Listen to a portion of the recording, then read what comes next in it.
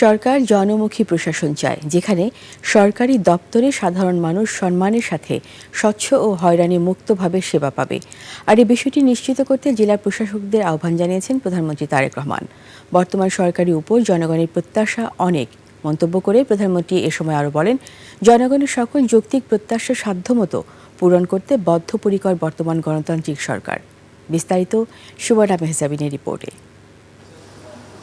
4 দিনব্যাপী জেলা প্রশাসক সম্মেলনের শেষ দিনে মুক্ত আলোচনা এবং বাংলাদেশ অ্যাডমিনিস্ট্রেটিভ সার্ভিস অ্যাসোসিয়েশনের সভায় প্রধানমন্ত্রী তারেক রহমানের গুরুত্বপূর্ণ নির্দেশনা পেয়েছেন জেলা প্রশাসকরা।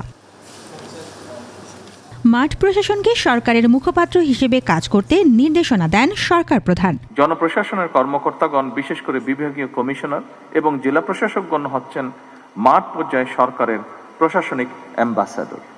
বর্তমান সরকারের উপর জনগণের প্রত্যাশা অনেক। বর্তমান গণতান্ত্রিক সরকার জনগণের সকল যৌক্তিক প্রত্যাশা সাধ্যমতন পূরণ করতে বদ্ধপরিকর। দুর্নীতি, অনিয়ম ও অব্যবস্থাপনার বিরুদ্ধে কোনো ধরনের আপোষ না করার কঠোর বার্তা আসে প্রধানমন্ত্রীর পক্ষ থেকে। জনগণ যদি সত্যি রাষ্ট্রের মালিক হয়, তাহলে এই মালিক অর্থাৎ সেবা গ্রহীতা যারা, তারা যখন অফিস আদালতে তাদের সমস্যা নিয়ে যান, তারা যেন আপনাদের সেবায় কিছুটা হলেও রাষ্ট্রের মালিকানা অনুভব করতে পারেন, সেটি নিশ্চিত করা কিন্তু আপনাদের দায়িত্বের একটি অংশ বলে আমি মনে করি। স্বাস্থ্য খাতে ডিসিদের সামনে 44টি প্রস্তাব উপস্থাপন করা হয়। এর মধ্যে উপজেলা পর্যায়ে অ্যাম্বুলেন্স ও এন্টিভেনম নিশ্চিতে এবং স্বাস্থ্যসেবা নির্বিঘ্ন করতে কঠোর মনিটরিংয়ের নির্দেশনা দেওয়া হয়। আমাদের সরকার এমন একটি জনমুখী সরকার প্রশাসন চায়, যেখানে সরকারি দপ্তরে সাধারণ মানুষ সম্মানের সাথে দ্রুত, স্বচ্ছ এবং হয়রানি মুক্তভাবে সেবা পাবে।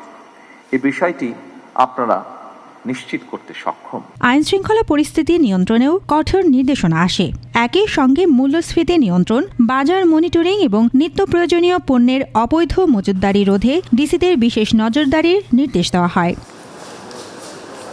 সুবর্ণা মেহজাবিন, 21 টেলিভিশন।